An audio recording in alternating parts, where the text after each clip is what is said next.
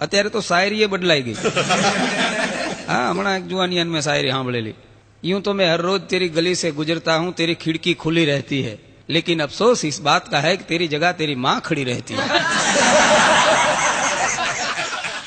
હા હા કેવી શાયરીઓ નાખે છે એ ખબર નથી. કેવા મજાના આપ છો અને રાત્રે પણ જાણે સૂરજના તાપ છો. કપડા એવા પહેરો છો કે દરજીનું માપ છો. હા શાયરીની અત્યારની વાત જ નોખી છે. નહીતર પહેલા તો ગીતો પણ કેવા સરસ મજાના આવતા. અત્યારે તો ગીતોની પરાકાષ્ઠા બદલાઈ ગઈ છે, ગીતોના માપ બદલાઈ ગયા છે. કેવા આપણા રૂડા મજાના લોકગીતો. ચાંદો ઉગ્યો ચોકમાં, ઘાયલ ચાંદો ઉગ્યો ચોકમાં, અવતારે જાતાનો નેડો લાગ્યો અરજણિયા. પ્રેમની સ્નેહની વાત અત્યારે તો ગાય. એટલે હમણાં મેં એક ફિલ્મનું ગીત સાંભળેલું, બંબઈ સે ગઈ દિલ્હી, દિલ્હી સે ગઈ પૂના, પૂના સે ગઈ પટના, ફિર ભી ને મિલા સजना. આટલું બધું શું કામ રખડી? રાજકોટમાં આવતું રહેવું હતું ને.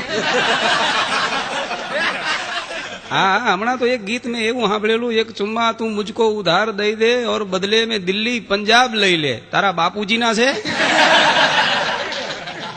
આ ગીતો ક્યાં પુગાડશે એ ખબર નથી. આતી ક્યાં ખંડાલા. હમણાંથી એક જુવાનીઓ જુદું જ ગાતો હતો, આતી ક્યાં ચોટીલા. મેં કીધું ચોટીલા નહીં ખંડાલા. મને કે अपना बजट ચોટીલા तक का ही है.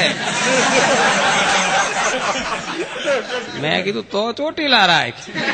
ત્યારે હમણાં મારા પાડોશમાં અમારા એક બેન એના છોકરાને હિંચકો નાખતા નાખતા હાલનું ગાતા હતા, હલુ લુલુ હાલ્યો તારો બાપો ટાલ્યો. આમાં શિવાજી ક્યાંથી થાય? અરે બાપ, આને કઈક હારું સંભળાય, આને કઈક હારું જ્ઞાન આપ તો આ થશે મરદ. અત્યારે બાયુની વાત જ નોખી છે. પેલા સેથો સીધો કરી અને અંદર સિંદૂર પૂરતા, કારણ કે સુહાગની નિશાની છે સેથા સીધા રાખતા. હવે વચ્ચે ડાયવર્જન, પછી ઓલો ડાયવર્જનમાં જાય અને પછી રોંગ નંબર આવે રાખે. હા બહુ સમજ્યા જેવું છે. પત્નીને તો એમ જ હોય છે કે એનો પતિ અમારે ઈ તો બહુ ભોળા, કઈ ભોળો નથી. આ ઘરે જ રામ જેવો રહે છે, બહાર નીકળે તરત કાનુડો થઈ જાય. જે સામે મળે એને એમ કેતો હોય છે તમને ક્યાંક જોયા છે. ઓલી બાઈ કે જોયો જ હોય ને, પહેલી વાર તું જોવા આવ્યો તો. મારા બાપુજીએ ના પાડીને લૂતા લમણે પાછો ગયો ઈ જ ને. પણ બહુ અઘરું છે મિત્રો દાંપત્ય જીવનમાં. મારી જ વાત કરું, મારા લગ્ન થયા છે. મારે પણ બહુ મજાની રૂડી રૂપાળી પત્ની છે, સુરેન્દ્રનગરના જોવાલાયક સ્થળમાંની એક. પણ લાગણીશીલ, મારા પ્રત્યે એનો ભાવ બહુ. મને એક દી કે બહાર ના નીકળતો, મને તુંકારો દે છે, નોકર ને તમે કે. મારી તો ખબર હોય ને કે ગમે એમ કહીશ તો જવાનો ક્યાં, ગળે બંધાણો છે, ક્યાંય છટકી હકવાનો છે નહીં. નોકર ને તુંકારો ન દેવાય, ને વયો જાય. એટલે મને તુંકારો દે છે. હું આમ ક્યારેક ખુશ થાઉં ને એટલે હું ડાર્લિંગ કહું છે ને. હું ડાર્લિંગ કહું, મને એક દી કે ડાર્લિંગ ના કેતો. મેં કીધું કેમ? એ તો આમ તારા પ્રત્યેની મારો ભાવ, તારા પ્રત્યેની મારી લાગણી બોલે. મને કે નહીં ડાર્લિંગ તો બોલીશ જ નહીં કોઈ દી. મેં કીધું કેમ? મને કે આ નોકરીઓ નામ સમજે છે, તમે જતા રહો પછી એ ઈમ બોલાવે છે ડાર્લિંગ કહીને. મેં કીધું તો કઠણાઈ થાય હો, આ ન કરાય. અમુક વાત કર્યા જેવી હોય અમુક. હા હું એકવાર ઓફિસે ગયેલો, મારા પટાવાળાએ મારી પાસે રજા માંગી. મારું માથું આજ દુખે છે. માથું દુખે છે તો શું કરવું છે તારે? કામ તો કરવું જોઈએ ને. મને કે તમને માથું દુખે તમે શું કરો? મેં કીધું હું તો મારા ઘરે જતો રહું, મારી પત્નીના ખોળામાં માથું મૂકીને સુઈ જાઉં. પત્ની માથે ધીરે ધીરે હાથ ફેરવે એટલે માથું ઉતરી જાય. મને કે ભાભી ઘરે હશે? જોકે મારી પત્ની તો લાગણીશીલ છે એવું નથી. હું એકવાર કલકત્તા ગયેલો. કલકત્તા રિટર્ન ગીતાંજલિ એક્સપ્રેસમાં આવતો હતો. તમે કદાચ છાપામાં વાંચ્યું હોય, ટીવીમાં જોયું હોય તો. બહુ ભયાનક એક્સિડન્ટ થયો નાગપુર પાસે ગામડામાં. રાત્રે 2 વાગે પાટા ઉપરથી 13 ડબ્બા ખડી ગયા. હું 14મા ડબ્બામાં હતો. પણ 6 દિવસે ઘેર પહોંચ્યો એટલે મને એમ હતું કે આવા ભયાનક અકસ્માતમાંથી ઘેર જાઉં છું એટલે પત્ની રાજી થઈ જાય છે, દોડીને મને ભેટી પડશે, આંખમાં જળજળિયા આવી ગયા છે, મને જોઈને કહેશે કે મારું અખંડ એવાતણ રહી ગયું, મારો ચૂડી ચાંદલો અમર રહી ગયો. આવા વિચારો મને હતા. પણ ઘરે ગયો એટલે તમામ વિચારો ભસ્મીભૂત થયા. કારણ કે પત્ની બાયણામાં જ છાપું લઈને ઉભેલી મોઢું ચડાવીને. મેં કીધું કેમ આમ? અંદર તો આવવા દે, મોતના મોઢામાંથી આવ્યો છું. મને કે ઈ જ વાત છે આ છાપામાં. મેં કીધું તું વાંચ. મને કે જો અકસ્માતમાં જેટલા ગુજરી ગયા એ બધાને સરકારે 2 લાખ આપ્યા. મેં કીધું બીજી વાર જઉં તાર તું માનતા માનજે, તારો ચેક પાસ થઈ જાય. હા, ઘણી અત્યારે જુદા જુદા મંડળોની સ્થાપના થઈ, યુવક મંડળોના. અમારા ગામમાં તો હમણાં વિધવા મંડળની સ્થાપના થઈ. હા, ગામની બધી વિધવા બેનું મંડળ કર્યું. એમાં એક નવા તાજા બેન વિધવા થયા.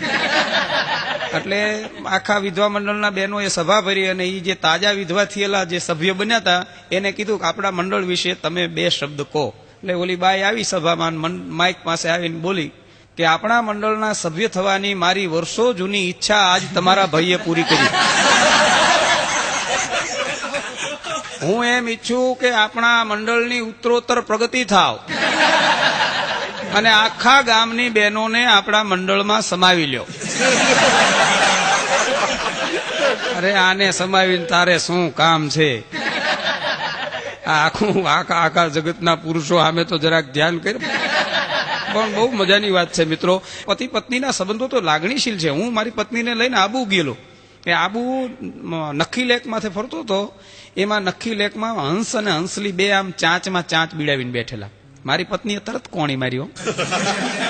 પક્ષી દેખાડીને મને કે જો આમાંથી કઈક શિખામણ લે. કારણ કે આપણે તો દેશી માણા એટલે છેટા હાલતા હોય ને, વચ્ચે 2 વેતનું અંતર રાખીને હાલતા હોય. આંટો મારીને 1 કલાકે પાછા વળ્યા ને ત્યારે પાછા ઓલા હંસ ને હંસલી આમ ચાંચ બીડાવીને બેઠેલા. મને કે હવે તો સમજ 1 કલાક થઈ. પછી મેં કીધું તું સમજ, ધ્યાનથી જો, હંસ ઈની છે, હંસલી બદલાઈ ગઈ. હા, મેં એકવાર દાંપત્ય જીવન ને મને એક ભાઈ પૂછ્યું, મને કે દાંપત્ય જીવન એટલે મેં સ્કૂટર સાથે સરખાવ્યું. મેં કીધું દાંપત્ય જીવન છે ને એ સ્કૂટરના 2 વ્હીલ જેવું છે. તે એક જણ ઓડિયન્સ માંથી બોલ્યો, મને કે એમાં સ્પેર વ્હીલ હોય. એક પત્નીમાં ગળગળા થઈ જાય છે, તું સ્પેર વ્હીલ ની ક્યાં માંડસ?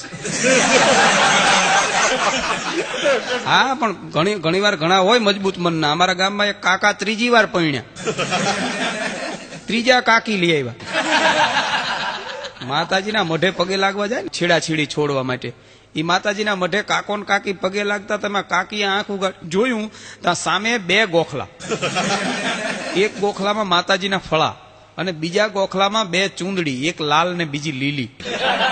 કાકીએ તરત કાકાને કીધું આમાં તો માતાજી આ ગોખલામાં, પણ આ બીજા ગોખલામાં ચૂંદડી છે ની. કાકો ઠાવકું મોટું રાખીને કે તારા પેલા 2 હતી ને એની યાદગીરી છે. એકને લાલ કલર ગમતો તો એની લાલ, બીજીને લીલો ગમતો તો એની લીલી. તને કયો કલર ગમે છે? આ તો કાકીએ માથાની ફરેલી. હો, એ કે રાખો હવે અહીં ચૂંદડીની જગ્યાએ ટોપિયું ટીંગાય છે, ટોપિયું.